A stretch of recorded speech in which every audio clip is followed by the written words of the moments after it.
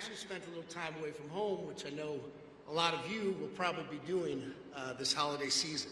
Thanksgiving, Christmas, I spent 2 Christmases in Iraq and another Thanksgiving, and I only say that I don't think you understand sometimes how much you affect everyday people, not just by your service to our country, protecting us, and everything else that you do unselfishly. But personally speaking, my son was very young. I was a single father.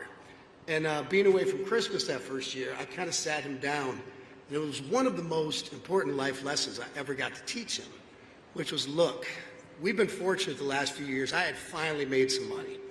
I said, to be able to afford whatever we want, I said, I've been asked to go entertain some guys and girls over in Iraq this Christmas. So we're not going to have a lot of presents this year. I'm going to be gone, but I'm going to go be with people who can't be with their families as well. And I think that's really the spirit of Christmas and the spirit of our country. And I'm proud to say he's 32 years old now, happily married. I have 2 grandchildren, and he couldn't come today because he's working. He has 2 jobs. So I just wanted to say thank you again, because it's people like you that I was able to teach him that lesson. Now also, like I said, I'm 54 years old, and I see a lot of young faces around here. And I was thinking on the way up here, I thought about the first time that I realized I was old. And I'd like to share that story with you because, make no mistake, everyone in here is going to have this moment. And it's a moment. It happens once. And I was it's probably 12, 15 years ago, maybe in my early 40s. I was in Malibu, California with a very, very good friend of mine. We're sitting in a little lunch spot having a beer and having lunch. And this very pretty young girl came over. And she said, oh my God, Kid Rock. And she was with her friend. And she said, can I have my picture made with you?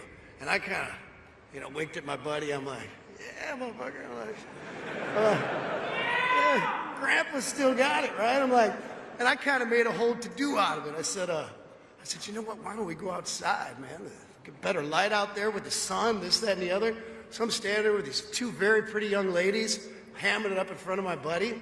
And they were kind of nervous, and I kind of like to break the ice. And I said, so how's it feel to have your picture made with Brad Pitt? And my buddy, he's like, yeah, Brad Armpit. So I'm like, blah, blah, blah. We break the ice, take the picture. The young lady looks at, there was a phone at the time, one of those flip phones. And she looks at the picture and she goes, oh my God, my mom's gonna shit.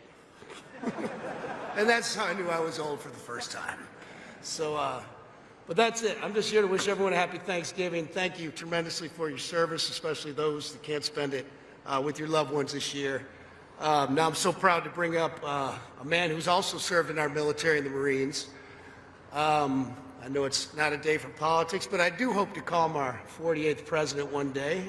It's so nice to have people like him who are just down-to-earth normal in office. And I can't stress that enough, having been in and around politics quite a bit. And, I've been privileged to spend time with pretty much every president since Carter, just a normal human being. Whether your politics align or not, he's just a good, normal guy. And I know he fights for all of us here. And like myself, I don't think it matters your political affiliation. We all support our troops, and we are, once again, tremendously grateful for everything you do. So without further ado, could you make some noise, please, for the Vice President of the United States, Mr. J.D. Vance.